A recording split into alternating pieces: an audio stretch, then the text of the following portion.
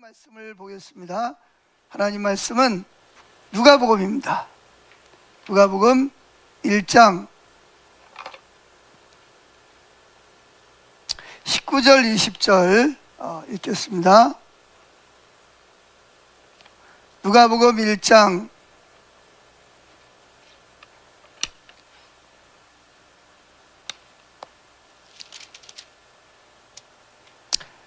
19절 20절 다 같이 읽어볼까요?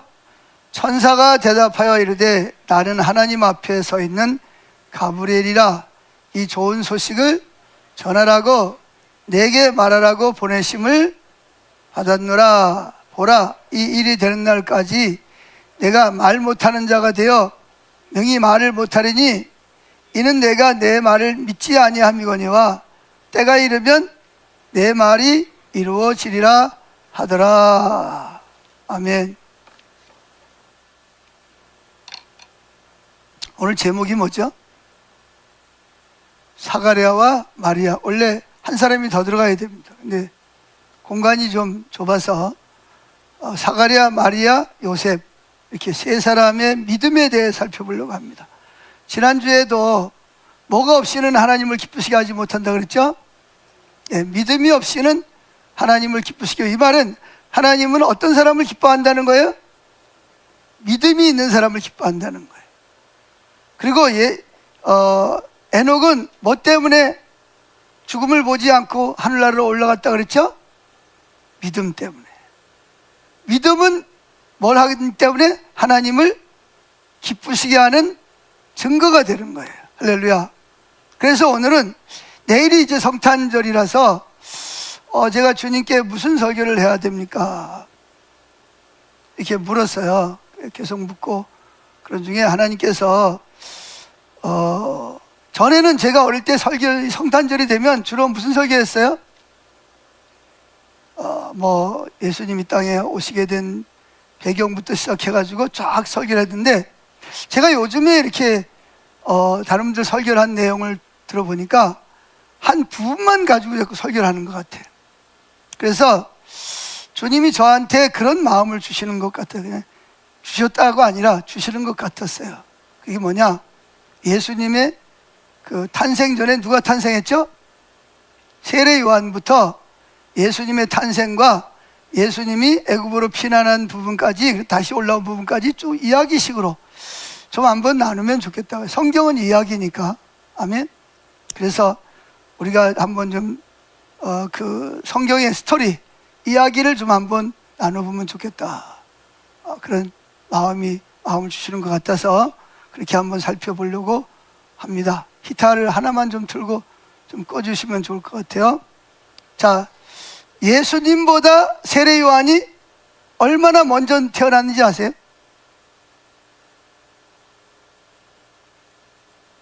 네, 그렇죠. 6개월 먼저 태어났습니다.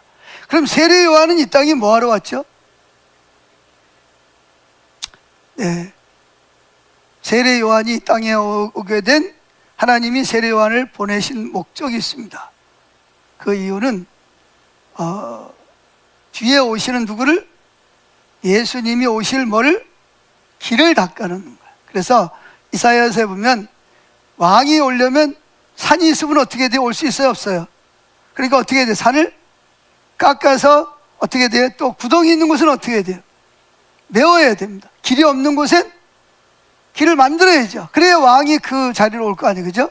그래서 세례 요한이 이 땅에 보냄을 받은 목적은 누구의 길을?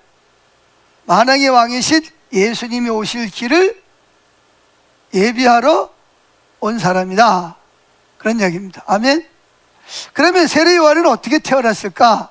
그의 아버지 이름은 사가랴, 어머니 이름은 엘리사벳입니다. 근데 사가랴의 직분이 뭔지 아세요? 제사장입니다. 제사장. 그래서 그가 사는 곳은 유대 땅입니다. 유대 고을, 자그마한 산골에 살고 있었는데, 그런데 이제 이 두 사람은 참 서로 신앙이 좋았어요. 그래서 그때 당시에 사람들이 의인이다 할 만큼 하나님의 말씀을 그대로 잘 지키는 사람들 중에 한 가정이었습니다. 그런데 그 이 사가랴와 엘리사벳 사이에 안 좋은 소식이 하나 있어요. 뭐였을까요? 그렇죠. 아이가 없어요. 아이가 많았어요. 그래서 아들을 달라고, 이왕 주시려면 아들을 달라고 기도했는데 사가랴와 엘리사벳이 이제 나이가 들었어요. 이제는 뭐 해야 돼요? 기다리다가 내년에는 하나님 주실라나, 내년에는 주실라나, 그러다가 뭐예요?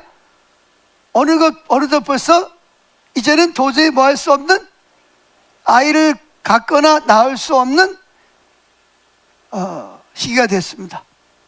그래서 이제는 하나님이 안 주실라는가 보다. 그래서 서로가 뭐 했을까요? 여보, 당신 내가 있고 내가 당신한테 있으니까 우리 서로 의지하고 삽시다. 그러면서 이제 살기로 했어요. 그래서 이제 근데 그때 당시에는 이 제사장들이 반차대로 섬겼습니다. 제사장들이 여러 명이니까 어떤 한 사람만 지성소에 들어가 섬기면 안 되잖아, 그죠? 그래서 제비를 뽑는 거예요. 반차를 돌아가면서. 그 반차에도 사람이 많으니까 제비를 뽑았는데, 그때 마침 누가 뽑혔어요? 사가랴가 백성들을 대표해서 하나님 앞에 나가서 하나님 앞에 분향하고 제사를 드려야 되는 그런 특별한 은혜를 받은 거예요. 그래 이제 백성들은 지금 쫙 기다리고 있습니다. 근데 이제 사가랴가 이제 피를 가지고 이 지성소에 들어와서 이제 단에 바르고 이제 뭐 이렇게 제사를 지내고 있습니다. 근데 갑자기 뭐가 환한 빛이 비춰지면서 누가 나타난 거예요? 하나님의 천사가 이 분향단 오른쪽에 딱 나타난 거예요. 이 사가랴가 깜짝 놀란 거죠. 그냥 여러분 생각해 보세요. 아무 일 없이 그냥 이렇게 하고 있는데 갑자기 뭐가 환한 빛이 비춰지면서 누가 딱 나타났다. 얼마나 놀랬겠어, 그죠? 그냥 많이 놀랬습니다. 자, 그런데 이제 거기서 이제 천사가 누구를 부릅니까? 이제 사가랴를 부릅니다. 자, 어디를 보냐 하면 누가복음 1장 10절에 보면 이렇게 나와 있습니다. 모든 백성이 분향하는 시간에 밖에서 뭐 하더니 기도하고 있는 거예요. 지금 이 제사장이 제사를 잘 지내도록 본인들은 이제 밖에서 기도를 하고 있어요. 11절 주의 사자가 주의 사자는 누구죠? 사자. 하나님이 하나님의 뜻을 누구에게 전달하고자 하는 사람에게 하나님이 직접 오시기보다는 누구를 심부름하는 그런 가브리엘이라는 천사장입니다. 가브리엘은 일반 천사가 아니에요. 천사장입니다. 가브리엘이라는 천사장에게 하나님이 그를 보내시는 거예요. 누구 말을 가지고 하는 거예요? 하나님의 말씀을 가지고 온 거예요. 그래서 이제 와가지고 사가랴를 보면서, 근데 사가랴가 엄청 무서워가지고 두려워가지고 막 아마 벌벌벌 떨었던 것 같아요. 그러니까 이렇게 말하죠. 자, 12절부터 봅니다. 사가랴가 보고 뭘 봤을까요? 천사를 본 거죠. 보고 놀랐어요. 그리고 무서워합니다. 무서워하는 거예요. 그랬더니 13절에 천사가 그에게 일단 무슨 말을 하죠? 사가랴여, 뭐 하지 말라? 무서워하지 말라. 그러면서 내가 젊었을 때부터 하나님께 기도한 것을 하나님이 듣고 기억하시고, 그리고 뭐 하시려고? 그걸 응답하시려고 나를 너에게 보냈다 라는 말을 하는 거죠. 어디 나오냐? 13절에 천사가 그에게 이르되 사가랴 무서워 말라, 너의 간구함이 들린지라. 여러분 기도하다가 포기하지 마시기를 축복합니다. 하나님 안 들으시는가 봐. 포기하지 마세요. 하나님 다 듣고 때가 되면 뭐 하신다? 응답하시는 거예요. 천사를 보내서라도 응답하시는 하나님이에요. 그러면서 뭐라 그러냐? 내 아내 엘리사벳이 내게 아들을 낳아주리니 그 이름을 뭐라고 불러라? 요한이라고 불러라. 이래서 이게 요한이라는 이름이 붙게 된 거예요. 원래 사가랴의 집안에는 요한이라는 이름이 없어요. 그런데 더 중요한 것은 그 다음 절입니다. 14절. 너도 기뻐하고 즐거워할 것이요 많은 사람도 그의 태어남을 기뻐하리니. 그러니까 요한이 태어나는 거는 너와 내 아내뿐만 아니라 모든 사람에게 뭘 준다? 기쁨을 줄 것이라는 거예요. 그래서 하나님께로부터 오는 응답은 항상 우리에게 뭘 주죠? 마음의 기쁨을 줍니다. 평강을 줍니다. 할렐루야. 자, 그러면서 이제 그가 큰 자가 돼서 주님 앞에서 큰 자가 돼서 주님의 길을 예비하기 위해서, 그런데 뭐하냐? 그 요한은 나시린이 되는 거예요. 특별히 하나님께 드려진 사람이 되는 거예요.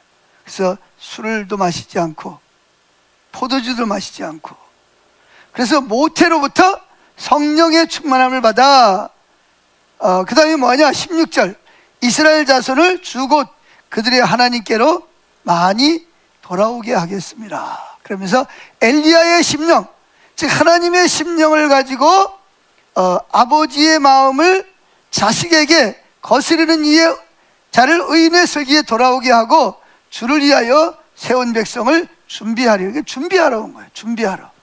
예수님이 오시면 예수님을 믿도록 하기 위해서 준비된 사람. 자, 그러니까 들어보니까 좋은 얘기요, 나쁜 얘기요? 좋은 얘기, 기쁜 소식입니다. 근데 문제는 사가랴에게는 별로 기쁘질 않는가 봐. 왜 안 기쁘죠? 이게 그대로 이루어지면 정말 좋을 것 같은데 뭐 할 것 같질 않아? 이게 이루어질 것 같질 않아. 왜? 자기 나이를 봐도 그렇고 자기 부인을 봐도 그렇고, 여러분 그러잖아, 그죠? 믿습니다. 그런데 실제로 그러니 딱 닥치면 이게 정말 이루어질라나? 이렇게 의심이 들 때가 있다는 거죠. 사가랴가 이 기쁜 소식이잖아요. 좋은 소식이잖아, 그죠? 그런데 어떻게 했어요? 어떤 사람에게 좋은 소식이에요? 믿는 사람에게만 좋은 소식이 되는 거예요. 뭐 하는 사람? 믿는 사람에게만 좋은 소식이 되는 거예요. 안 믿는 사람에게는 아무리 하나님이 좋은 걸 주고 싶어도 뭐예요? 안 받아들이면 내 것이 되는 게 아니에요. 내가 믿음으로 선물을 받아야지. 할렐루야. 그래서 뭐라 그러냐? 18절에 보면 사가랴가 천사에게, 솔직히 이 사가랴가 정말 정직한 사람이에요. 나 같으면 무서워가지고 뭐 속은 안 믿어지는데 겉으로 뭐라 그래요? 알았다고 아마 그랬을 것 같아. 근데 사가랴는 정직한 사람이야. 뭐라 그러죠? 읽어봅시다. 18절 시작. 사가랴가 천사에게 이르되 내가 이것을 어떻게 알리오? 내가 늙고 아내도 나이가 많아. 그러니까 상식적으로, 의학적으로, 과학적으로 볼 때 이건 뭐하다? 불가능하다. 그러면 한번 물어볼게요. 그럼 사가랴는 아브라함이 100살의 아들을 낳은 걸 알고 있어요? 모르고 있어요? 설교도 했겠죠. 수없이 많이 했겠지. 근데 막상 자기가 그런 일을 닥치니까 이게 안 믿어지는 거예요. 이게 사람입니다, 여러분. 저도 목사지만 참 이렇게 목사로서 성경에 나와 있는 말이니까 막 이렇게 하지만 저도 막상 안 믿어질 때가 있어. 이게 진짜 이루어질려나? 자, 목사가 믿음이 없죠, 그죠? 예, 죄송합니다. 믿음이 없어서. 자, 그런데 이게 안 믿으면 거기에 따르는 뭐가 와요? 대가가, 징계가 옵니다. 징계가. 믿어야 되는데 안 믿으면 징계가. 여러분 그러잖아요. 내가 누군가에게 좋은 선물을, 정말 이 사람이 꼭 필요한 걸 주려고 그러는데 내가 줄 거라는 걸 안 믿어. 그럼 기분이 좋아요, 나빠요? 기분 나쁘지. 주고 싶어요, 안 주고 싶어요? 안 주고 싶어. 근데 하나님은 그래도 주셔. 할렐루야. 그런데 뭐가 따라와요? 하나님의 임재를 거두는 거죠. 징계가 오는 거예요. 왜 징계를 하시죠? 사랑하기 때문에 징계를 하시는 거예요. 그래서 19절에 천사가 뭐라 그러죠? 시작. 천사가 대답하여 이르되 나는 내 하나님 앞에서 앞에 서 있는 가브리엘이라. 이 좋은 소식을, 무슨 소식? 이 좋은 소식을 전하여 내게 말하라고 보내심을 받았노라. 보라, 이 일이 되는 날까지 내가 뭘 못하게 되어? 말을 못하게 되어 능히 말을 못하는 이는 내가 내 말을 뭐하기 때문이다? 이게 보세요. 믿지 않는 게 이게 죄걸렁정. 이게 안 믿는 게 죄예요, 이게. 그럼 그렇죠. 안 믿어지는 걸 어떻게 하란 말이야?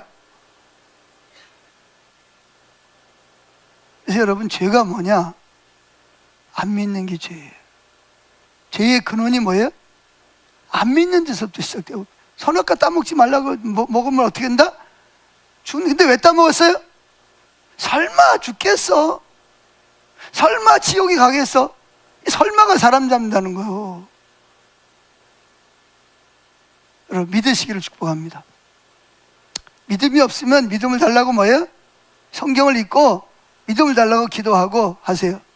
자, 그래서 이제 벙어리가 돼가지고 나오긴 나왔는데 뭘 못해? 말을 못해. 이 사람 이 안에서 무슨 일이 있었구나. 백성은 딱 눈치를 챘죠. 자, 그래서 결국은 돌아와서 이제 하나님이 자녀를 주신다는 게 뭐 해야 돼요? 우리도 준비해야 되는 게 뭐예요?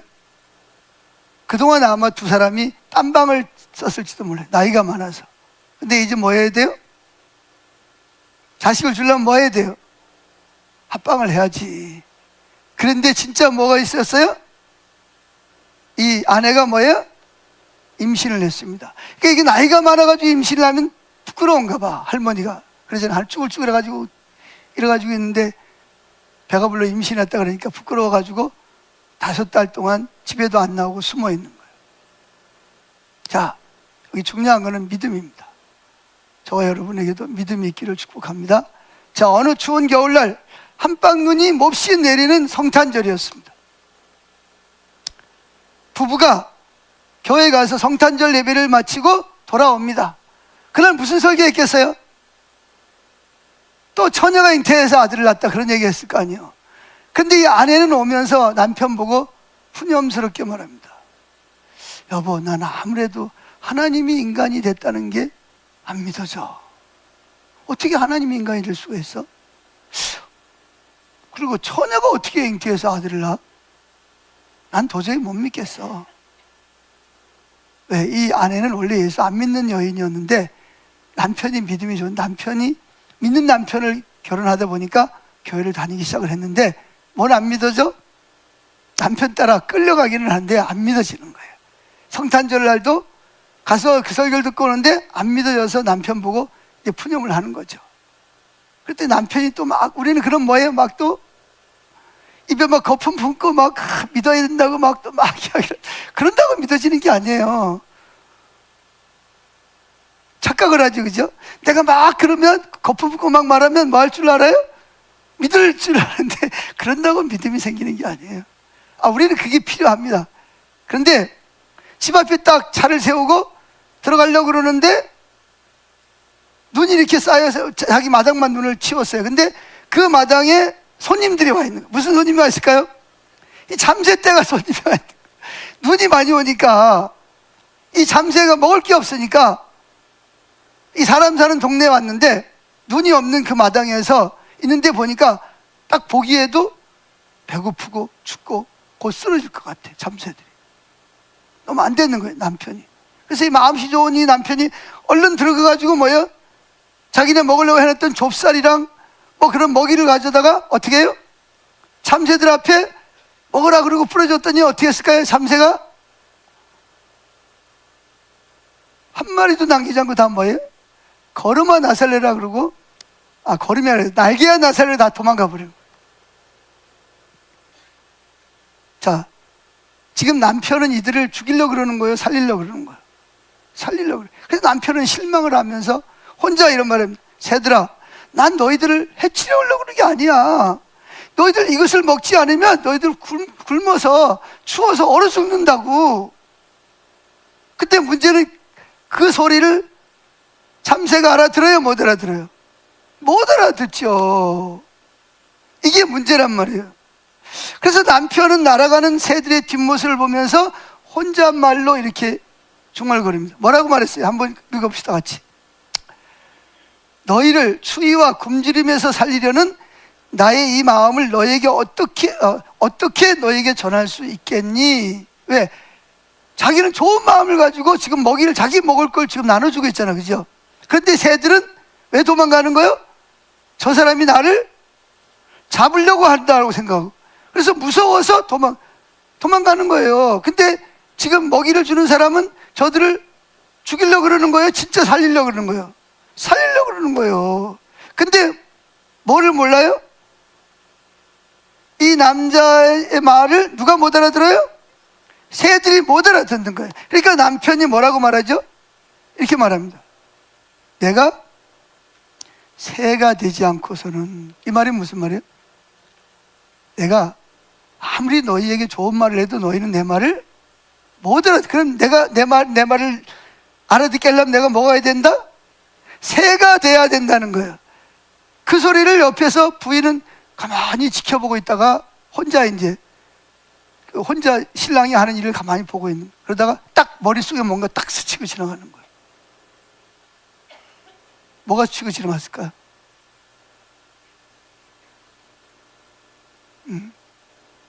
하여튼 머리가 좋아요. 부인이 생각하기에 딱 스쳐 지나간 게 뭐냐? 그래, 하나님이 인간에게 계속 사랑을 베풀고 사랑을 말했지만 인간들은 누구의 말을 하나님의 말을 못 알아듣는 거야. 그래서 하나님이 결국은 뭐가 될 수밖에 없었어요? 사람으로 오실 수밖에 없었다는 거예요. 그게 깨달아지는 거예요. 그래서 인간이 하나님의 사랑을 깨달을 수 없기 때문에 어쩔 수 없이 하나님이 인간으로 뭐 한 거예요? 오신 것이야. 그리고 그 사랑을 십자가로 증거된 것이지. 이게 딱 깨달아지는 거예요. 아니, 설교 시간에는 안 깨달아지던 이 진리가 이 잠새 때를 보면서 이게 딱 깨달아진 거예요. 그래서 아내는 아무 소리 안 하고 혼자 자기 방에 가서 무릎을 꿇고 기도합니다. 하나님, 그거였군요. 그게 하나님 마음이었군요. 그래서 하나님이 인간이 돼서 오실 수밖에 없었군요. 우리가 못 알아들으니까. 우리와 교제하고 싶고 사랑을 나누고 싶은데 아무리 외쳐도 못 알아들으니까 뭐가 되셔서 오신 거예요? 우리와 똑같은 사람으로 오셔서 우리 언어로, 우리 말로 하나님의 사랑을 전한 것이었음을 드디어 깨닫게 되는 거예요. 이게 무슨 역사라 그러죠? 성령의 역사라 그럽니다. 무슨 역사? 성령의 역사입니다. 자, 이제 이 엘리사벳은 안 믿었어요. 그래서 말을 못해요. 그런데 집에 돌아와서부터 아내가 뭐예요? 임신을 한 거예요. 그래가 이제 10달이 지났습니다. 그 10달 이제 원래 이 하나님의 율법이 보면, 구약에 보면 남자아이를 낳으면 며칠 만에 8일째 되는 날 그 꼬치꽃을 잘라서 할례를 받아야 됩니다. 그리고 그때 이름을 지어줘야 돼요. 그래서 이제 할례를 받고 그 위에 내려오는 게 조상들 있잖아요. 그죠? 어른들이 와가지고 이름을 뭐라고 지었어요? 요한이라고 짓지 않고 원래 아버지의 이름을 따라서 사가랴라고 이름을 지었습니다. 근데 어머니가 no, 안 됩니다. 아니, 안 되다니. 그럼 뭐라고 지어요? 요한이라고 지어야 됩니다. 우리 가문에 요한이라는 이름이 없는데요? 그래서 이제 그 아버지에게, 그러면 아버지가, 당신이 아버지니까 아버지가 한번 이야기를 해요. 그래서 서판을, 말을 못하니까 서판을 주니까 뭐라고 썼어요? 요한이라고 딱 쓴 거예요. 그래서 요한이라는 딱 쓰자마자 그때 뭐가 있어요? 입이, 혀가 딱 풀어지면서 말을 하기 시작을 했다. 그래서 결국은 이 그 사가랴는 얼마 동안? 거의 1년 동안 뭐를 못했어요? 말을 못하고 지난 거예요. 그 이유가 뭐라고요? 하나님이 좋은 소식을 전했는데도 불구하고 그 소식을 뭐예요? 믿지 않았기 때문에.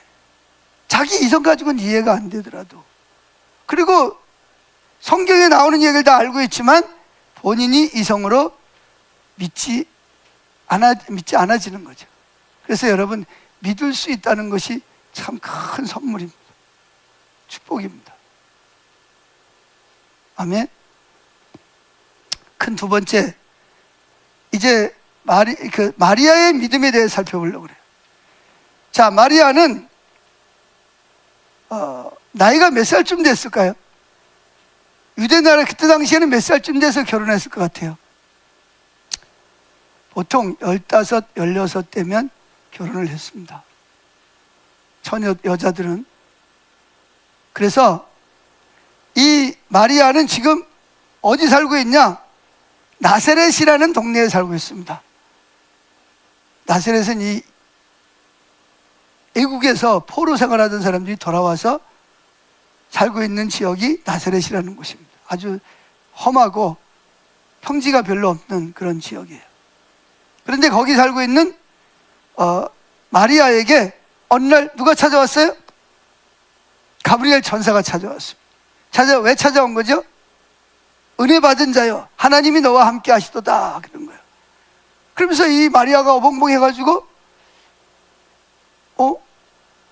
하나님의 사자가 나를 찾아왔네?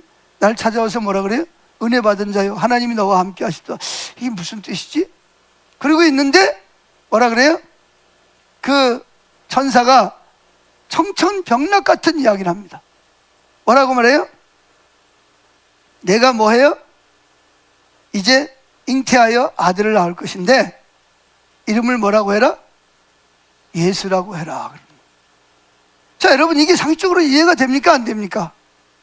아니, 지금 약혼을 하고 결혼식 한 1년 정도 후에 이제 결혼을 하려고 기다리고 있는데, 그런데 자기 보고 임신해서 아들을 낳을 거라니. 이게 있을 수 있는 일이 없을 수 있는 일이요. 역사 이래 이런 일은 한 번도 없었어요.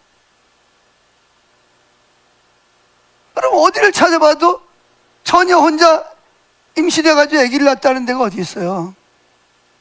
성경을 다 찾아봐도 없어요. 너무 뜻밖의 이야기를 들은 거예요. 그래서 이 마리아가 뭐라고 반문을 하죠? 나는 뭐다? 남자를 알지 못합니다. 그때 내가 잉태해서 아들을 낳으려니 그게 무슨 말입니까? 그랬더니 천사가 뭐라 그래요? 하나님의 말씀은 능치 못할 일이 없고, 두 번째, 하나님의 성령이 당신의 자궁을 빌려서 어떻게 한다? 하나님의 아들을 거기서 잉태하게 될 것이고, 당신이 낳을 아들은 누구다? 다윗의 후손으로 오실, 다윗을 이어서 왕이 될 사람이고 만왕의 왕이 될 사람입니다. 듣기는 참 좋아요, 그죠? 좋은 소식인데 문제는 뭐가 문제죠? 내가 만약에 이 말을, 천사의 말을 실제로 받아들였다 그러면 무슨 일이 벌어지죠? 그때 당시에 그 율법의 법도는 결혼하지 않고 약혼한, 결혼했어도 마찬가지지만 약혼을 하면 결혼한 것과 똑같은 법적 효력이 있습니다. 그래서 이미 마리아는 요셉이라는 남자와 약혼을 한 사이란 말이에요. 그 약혼했다는 말이 법적으로 결혼한 것과 똑같은 그런 사이라는 거죠. 그러니까 이제 처녀가 아니에요. 여기 처녀라는 말은 이제 내가 어떤 아직 동거를 하지 않았지만 나는 이미 누구의? 요셉이라는 사람과 이미 정혼한 사이라는 거예요. 그런데 만약에 한쪽이 부정한 일을 저질렀다, 그럼 어떻게 되죠? 그걸 갖다가 고발을 하면, 정치 지도자들이 고발을 하면 거기서 재판을 합니다. 그래, 그게 사실로 드러나면 어떻게 돼요? 사람들이 돌을 가지고 들어서 죽입니다. 왜? 저런 뭐한 사람은, 그런 간음한 여인은 죽여야만 뭐예요? 그런 죄가 다른 사람에게 오염되지 않는다. 우리 스스로를 구별하고 거룩하게 하기 위해서 이런 사람들을 뭐 해야 된다? 죽여야 된다라는 생각을 가지고 있는 거예요. 그래서 예수님 당시에도 그랬잖아요. 유대인들이 갑자기 누굴 끌고 왔어요? 간음하다 현장에 잡힌 여인을, 남자는 도망갔는지 아니면 남자 일부러 내버든지 모르지만 여자를 끌고 온 거예요. 패대기를 치고 예수님에게 물었죠. 율법에 의하면 이런 여인을 돌로 쳐 죽이라 그러는데 당신은 어떻게 하기를 원하십니까? 그러니까 이게 당시 법이었어요. 자, 그러면 자기가 만약에 예스, 하나님의 뜻을 오케이 하면 자기는 무슨 위험이 올 수도 있어요? 여러분 생각을 해보세요. 난 진짜 결혼도 안 하고 진짜 어떤 남자와 어떤 관계도 없는데 배가 불러가지고 임신을 했다. 그러면 가족은 어떻게 할 것이며, 친구들은 뭐라 그럴 것이며, 그 동네 나사렛 사람들은 자기를 보고 뭐라 그럴 거냐는 거죠. 자기는 평생 뭐예요? 분홍 글씨를 달고 살아야 되는 거예요. 평생. 죽을 때까지. 그런데 결정을 해야 됩니다. 예스냐 노냐. 자, 여기 읽어봅시다. 마리아 믿음에서 누가복음 1장 34절 시작. 마리아가 천사에게 말하되 나는 남자를 알지 못하니 어찌 이 일이 있으리까? 천사가 대답하여 이르되 성령이 내게 임하시고 지극히 높으신 이의 능력이 너를 덮으시리니 그러므로 나실 바 거룩한 이는 하나님의 아들이라 일컬어지리라. 보라, 내 친족 엘리사벳도 늙어서 아들을 배웠느니라. 본래 임신하지 못한다고 알려진 이가 이미 6달이 되었나니 대저 하나님의 모든 말씀은 능치 못하심이 없느니라. 여기까지 이제 천사가 한 말이고, 그럼 이제 마리아가 결정을 해야 됩니다. 뭐라고 결정하죠? 38절 시작. 마리아가 이르되 주의 여종이오니 말씀대로 내게 이루어지자 하며 천사가 떠나가니라. 자, 앞에 만났던 제사장은 뭐였어요? 못 믿었어요. 근데 제사장도 아니고 일개 시골에 사는, 지금으로 말하면 중고등부 학생은 뭐예요? 믿었다는 거예요. 겉으로 보기엔 누가 돼야 돼? 반대가 돼야 되잖아, 그죠? 근데 실제는 오히려 더 반대가 된 거예요. 여기 중요한 말은 마리아가 이르되 나는 뭐다? 나는 당신은 나의 주인이고 나는 당신의 종입니다. 그러니까 당신 말씀대로 내게 이루어지리이다. 아멘. 여러분도 그러죠? 여러분이 원치 않지만 하나님이 내가 너를 이렇게 할 거야. 그럼 여러분은 아멘 하시죠? 아멘 안 해요? 아멘 안 하는 거는 뭐가 없다는 거예요? 안 믿는다는 거지. 근데 믿음이 있는 사람은 아멘하게 되는 줄로 믿습니다. 즉 하나님의 뜻이면 내게 어떤 대가를 치르더라도 하나님의 뜻이 내 뜻보다 더 먼저고 더 중요하다는 거예요. 할렐루야. 그래서 결국 누가 오시게 됐다? 예수님이 올 수 있는 기반이 만들어진 거예요. 하나님은 하나님의 일을 할 때 에덴 동산에서부터 인간이 범죄하고 쫓겨났을 때부터 하나님은 혼자 일하지 않았어요. 우리를 뭘로 삼았어요? 따라합시다. 동역자로 우리를 부르셨어요. 하나님이 어떤 일을 이루실 때 혼자 얼마든지 할 수 있어요. 근데 하나님은 우리에게 뭘 주세요? 혼자 하나님의 목적과 계획을 위해서 계획을 세워놓고 누구를? 혼자도 얼마든지 할 수 있거든요. 근데 사랑하는 우리를 거기로 불러서 그 우리의 순종을 통해서 하나님의 뜻을 이루려고 하는 것이 하나님의 계획인 줄로 믿습니다. 자, 이래서 마리아는 뭐가 있었어요? 그 이후로 성령을 통해서 마리아의 몸에는 아기 예수님이 우리와 똑같은 과정을 통해서 뭐예요? 엄마 뱃속에서부터 자라나기 시작을 합니다. 자, 세 번째, 요셉의 믿음입니다. 자, 그런데 이제 그 마리아가 임신했던 소식이 어떻게 했어요? 이제 나사렛에 퍼졌어요. 퍼져서 어디까지 왔어요? 이 요셉이 살고 있는 지역까지 소식이 왔어요. 말이라는 게 얼마나 빠릅니까? 더군다나 좋은 소식도 빠르지만 안 좋은 소식은 더 빨리 들어가죠. 요셉이 어느 날 그 소식을 들었어요. 너무 힘들어.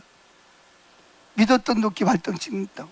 다른 사람은 몰라도 마리아가 그렇다니. 잠이 안 옵니다. 자다가도 벌떡벌떡 일어나고 속에서 화가 치밀어 오르고 밥맛도 없고 일을 해도 일이 손에 안 잡히고 너무 힘든 과정이었을 거예요. 여기저기서 너 뭐 결혼한다더니 뭐 순결한다더니 뭐 그 여인이 뭐 어쩌는 별의별 소리가 다 들려오죠. 그런데 이 요셉은 그럼에도 불구하고 마리아를 정죄할 수 있지만 정죄하지 않고 어떻게 하기로? 가만히 뭐 하기로? 그냥 가만히 파혼을 하기로 결단을 합니다.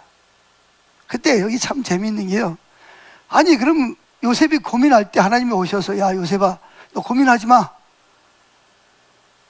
마리아가 어떤 부정한 일을 해서 임신한 게 아니고 성령을 통해서 임신한 거야. 아 그랬으면 얼마나 좋겠어, 그죠? 근데 하나님은 뭐 할 때까지? 요셉이 고민하고 아파하고 슬퍼할 때까지 가만 내버려두는 거예요. 하나님은 어떻게 보면 좀 심술이 좀 붙이신 분인 것 같기도 하고 가만 내버려둡니다.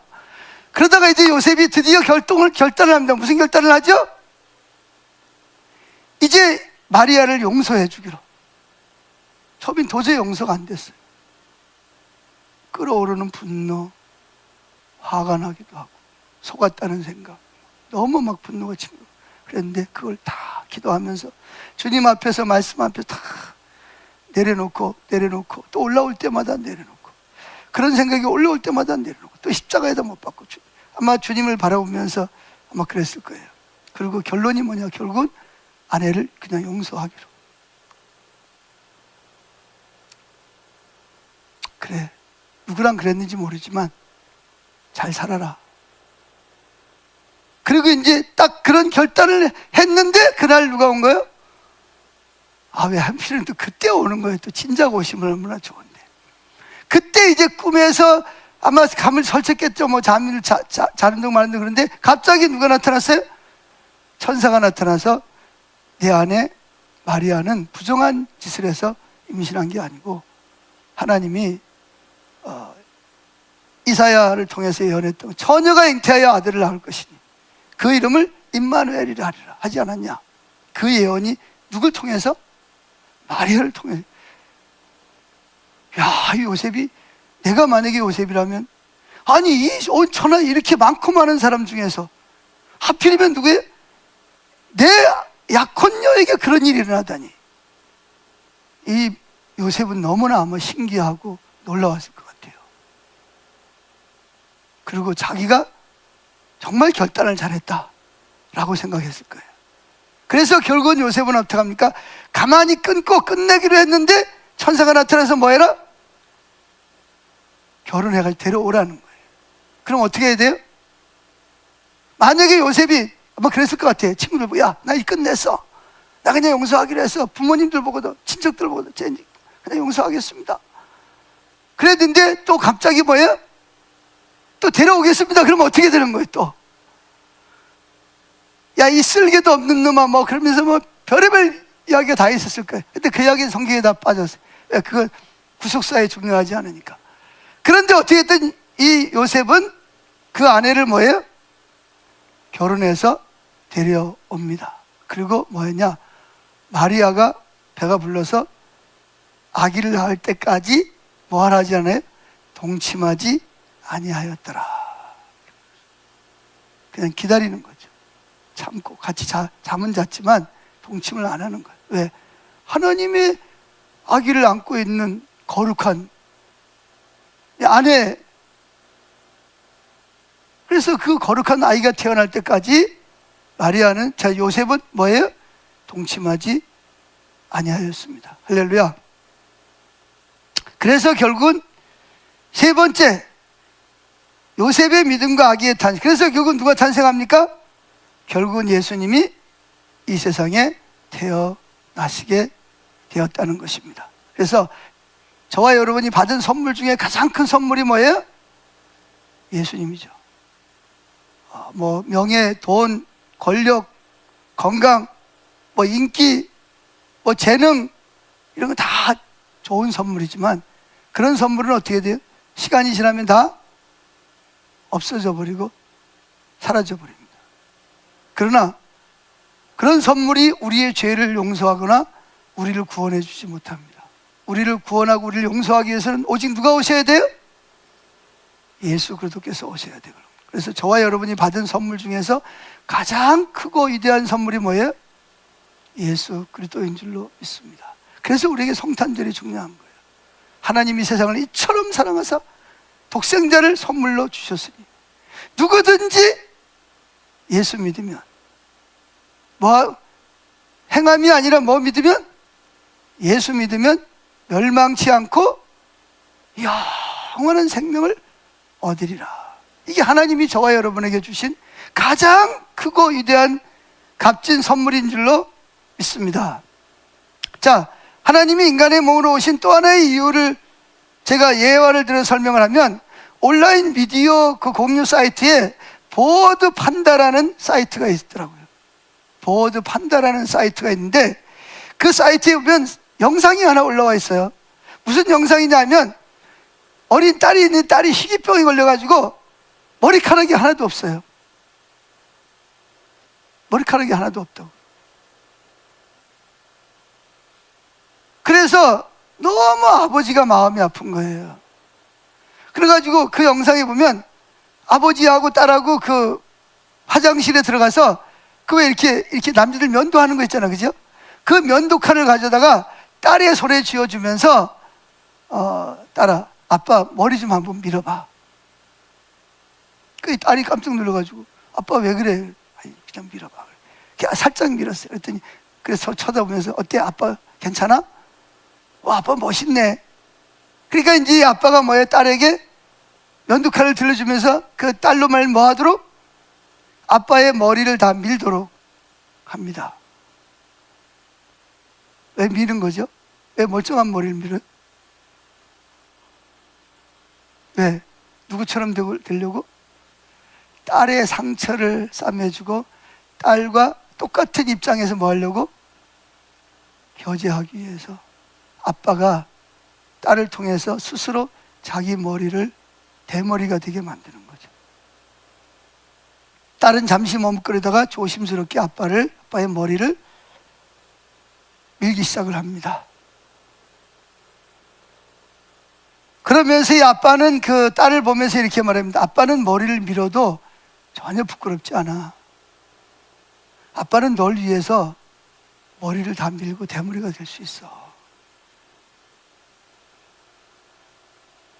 자, 그래서 다 밀었습니다. 서로를 쳐다봅니다. 쳐다보면서 뭐예요? 아빠가 묻습니다. 딸 보고. 내 머리 미니까 어때? 좀 이상해 보여? 아니, 아빠 최고로 멋져요. 그래서 아빠도 딸에게 말합니다. 아빠가 보기에는 내 모습도 최고로 아름다워.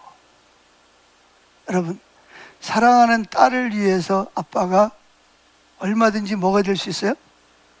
대머리가 될 수 있는 아빠의 모습과 상처를 치유받은 딸의 모습은 수많은 사람들에게 공유되면서 마음에 진한 감동을 주게 되죠.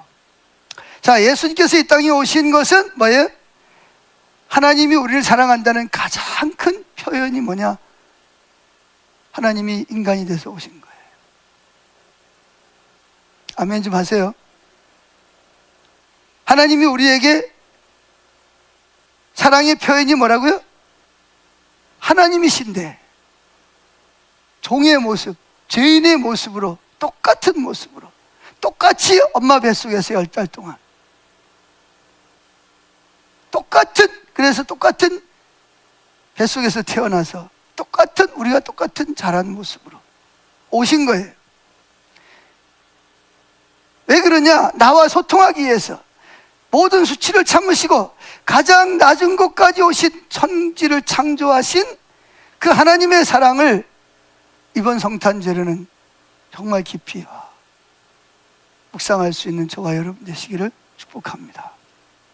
아멘. 그래서 주님, 애아들을 예수님을 보내시면서까지 나를 구원하신 그 사랑이 개인적으로 실제적으로 깨달아질 수 있는 그런 복된 성탄절이 될 수 있기를 축복합니다. 자, 그 다음에 D번입니다. 동방에서 온 박사들.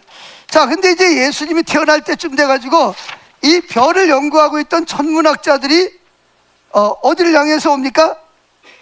예루살렘 옵니다. 와서 누굴 찾아가죠? 왕궁을 왜? 왕이니까 어디 태어날 거다? 당연히 왕궁에 태어나겠지. 그래서 헤로당을 만났는데 헤로당이 깜짝 놀란 거야. 아니, 내가 왕인데 또 다른 왕이 태어나다니. 속은 막 부글부글 끓지만 그것은 겉으로 표현은 뭐예요? 그러냐고. 그래가지고 막 성경학자들을 다 불러 모읍니다.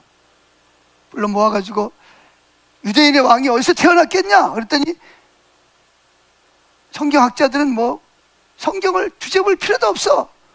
어디야? 베들레헴. 미가서 7장에 보면 내가 작은 고을 중에 작지만 내게서 누가 태어날 거다? 만왕의 왕이 태어날 거라고 말했거든요. 그러니까 뭐 입에서 쏘. 근데 뭐는 안 해? 그럼 왕이 태어났다는 걸 알면 어떻게 해야 돼? 어떻게 해야 돼요? 왕을 만나러 가야지. 근데 가요, 안 가요? 안 가요. 뭐만 해? 말만 해. 그리고 예수님이 태어날 때 핍박하고 조롱한 이들이 그들이잖아요. 그래가지고 왕이 그 동방박사를 불러가지고 말합니다. 가서 찾거든 나에게도 좀 알려달라고. 나도 가서 뭐 하겠다? 경배하게. 이게 진심이에요, 거짓이에요? 왜? 죽여야지. 내가 왕인데. 유대인의 왕이 태어났더니 빨리 죽여야지. 그런데 그런 표현을 하면 안 되니까 겉으로는 웃으면서 박사님들 만나거든. 나에게도 알려주시면 내가 가서 나도 가서 박사님들처럼 경배하겠다고. 이 박사들은 순진하니까 몸으로 가는 거예요. 그런데 밖에 나오자마자 지금까지 연구하던 큰 별이 누구를 안내? 이 박사들을 안내합니다. 그래 가서 보니까 어디에? 베들레헴, 진짜 베들레헴. 큰 좋은 여관이 아니라 어디에? 마흑관 구유에 누워있는 아기 예수를 발견하고 유향과 오략과 황금을 뭐예요? 예물로 드립니다. 자, 저기도 나옵니다. 퀴즈. 동방박사가 몇 사람인지 아는 사람?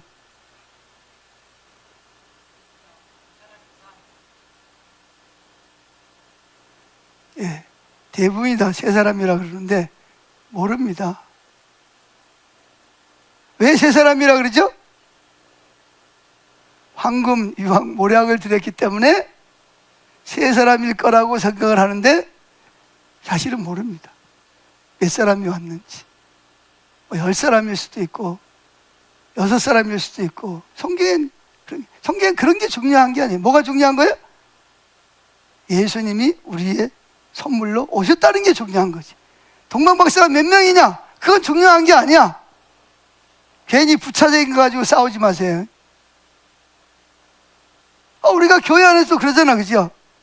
예수가 하나님이냐 아니냐 가지고 싸워야 되는데 저기 3명이냐? 왜 3명이야 저기?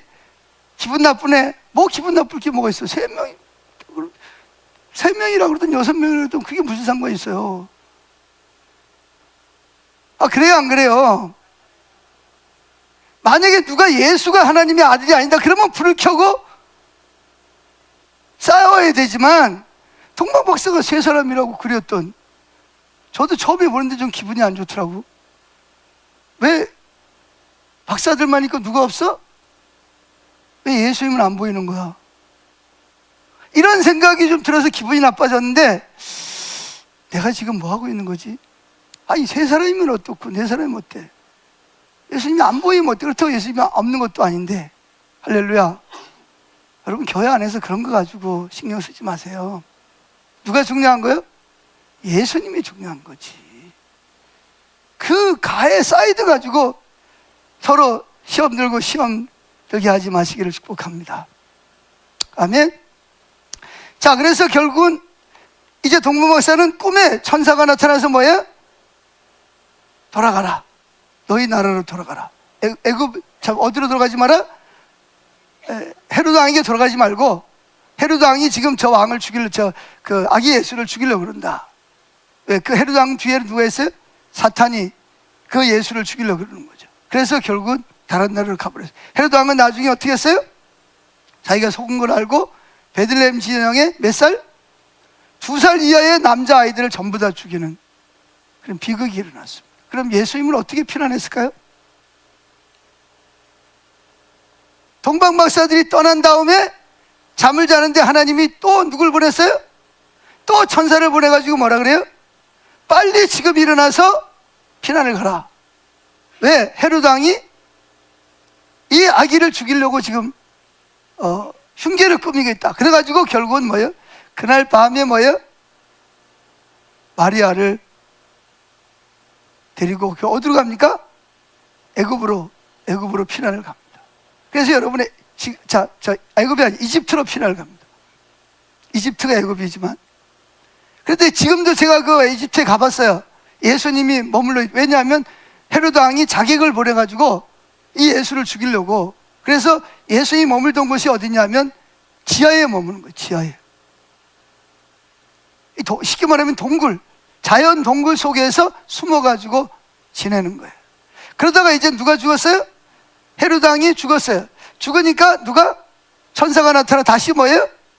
돌아가라. 그래가지고 이제 이걸 보면 진짜 그들은 하나님과 뭐 했어요? 친밀함을 나눴던 걸 볼 수 있습니다. 할렐루야. 친밀함을 나눈 걸 볼 수 있어요. 그래서 결국은 베들레헴으로 유대 땅으로 가고 싶었는데 누가? 그 아들 아켈라오가 유대 나라의 왕이 됐다는 걸 깨닫고 어디로? 결국은 처갓집 나사렛으로 가서 예수님이 나사렛 땅에서 삽니다. 근데 나사렛 땅에 사는 이유가 있어요. 구약에서 뭐라고 말했죠? 예수님을 어디 사람이라? 나사렛 사람이라 일컬으리라 한 말씀이 응하기 위해서 예수님은 나사렛 땅에 가서 뭐 했다? 30세가 될 때까지 자라나셨다는 것입니다. 자, 이제 결론입니다. 자, 여러분 선물 받았죠? 아멘. 이제 뭐예요? 선물 주세요.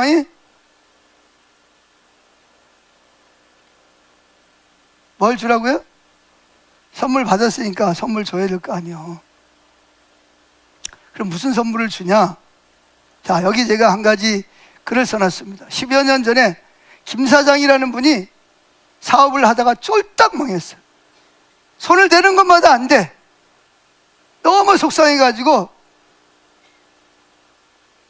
술 마시고 하루에 담배를 3갑씩 피웠어요.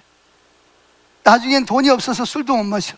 친구도 안 만나고 아침에 일어나면 세수도 하는 둥 마는 둥 하고 겨우 밥 먹고 하는 게 뭐예요? 맨날 뻐끔뻐끔하고 있는 거예요.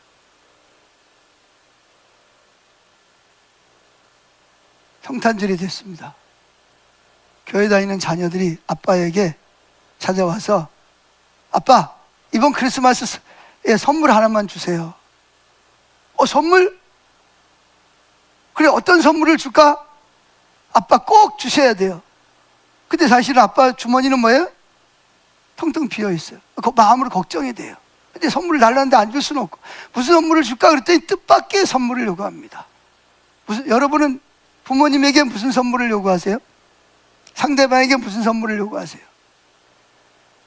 그러면서 그 자녀들이 하는 말이 아빠 이번 크리스마스 선물로 담배를 끊어주세요.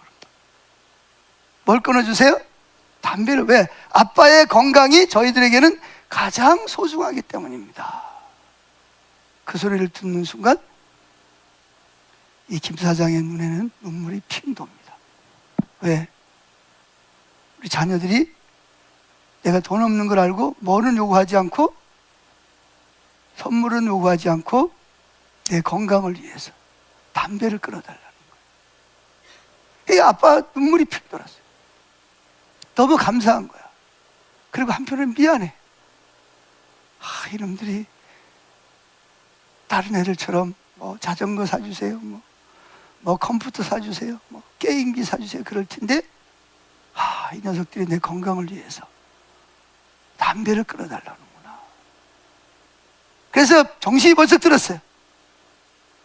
그래서 이 아빠는 그날로 가족들에게 공약을 합니다. 내가 오늘부터 뭐 하기로? 크리스마스 선물로 담배를 끊어주겠다. 근데 이게 쉽습니까? 어렵습니까? 이게 나는 담배를 중독이들 안 피워봐 잘 모르는데 진짜 쉽지 않습니다. 막 아빠 자녀들이 막 손뼉을 치고 부인도 막 너무 좋아가지고 막 어찌할 바를 모릅니다. 막 그동안 침울하던 가정에 생기가 돌기 시작을 한 거예요. 웃음이 찾아왔어요. 비록 돈은 없지만 서로를 사랑하는 마음이 서로 통한 거예요. 그 다음 날부터 일어나자마자 무슨 생각이 들어요? 담배부터 생각이 드는 거죠. 그런데 막 그날부터 선물을 주기 위해서 싸웁니다. 막. 그때마다 담배 피우고 싶은 생각이 날 때마다 아빠 건강이 우리 가족에게 가장 중요한 선물입니다. 이 이야기를 기억하는 거예요. 그래서 막 껌을 씹고 뭐 과자를 먹고 그러면서 막 어떤 날은 막 미칠 것 같아. 막 담배 생각이 나가지고. 그래도 뭐예요? 누구 생각이 나서? 그 자녀들이 자기에게 했던 말, 자기가 공략했던 생각이 나서 결국은 담배를 하루, 이틀, 3일, 열흘, 한 달이 지나도 담배를 끊었습니다. 그러자 뭐 했어요? 집안에 온기가 돌기 시작을 하고. 그래서 뭐 했어요? 그때부터 다시 일은 안 되겠다. 그래가지고 다시 아는 사람들을 찾아가서 일거리를 받아다가 일을 하기 시작을 하는데 그때부터 막 사업이 다시 번창하기 시작을 하는 거예요. 자, 여러분, 이번 성탄절에 여러분들은 무슨 선물을 준비하셨어요? 조봉 집사님, 무슨 선물을 준비하셨어요? 아, 지금 막 생각해요. 할렐루야. 예. 사랑을 주기로.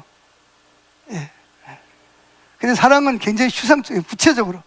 뭐 어떤 사랑을 줄 것이냐. 이거를 잘 정할 수 있기를 축복합니다. 뭐, 용서를 주는 것도, 있는 그대로 받아들이는 것도 뭐 선물이 될 수 있고, 그 선물은 눈에 보이는 것만이 선물이 아니에요. 보이지 않는 어떤 그런 것도 선물이 될 수 있으니까 여러분도 갚을 수 없는 선물을 받았으니 이제 여러분도 뭐예요? 물론 좀 형편에 대해서 어려운 이웃을 도울 수 있으면 더 좋지만 최소한도 가족들에게만이라도 예수님의 사랑으로 선물을 준비해 주시기를 축복합니다. 기도하겠습니다. 나머지는 여러분들이 읽어보시고 있으면 좋겠습니다.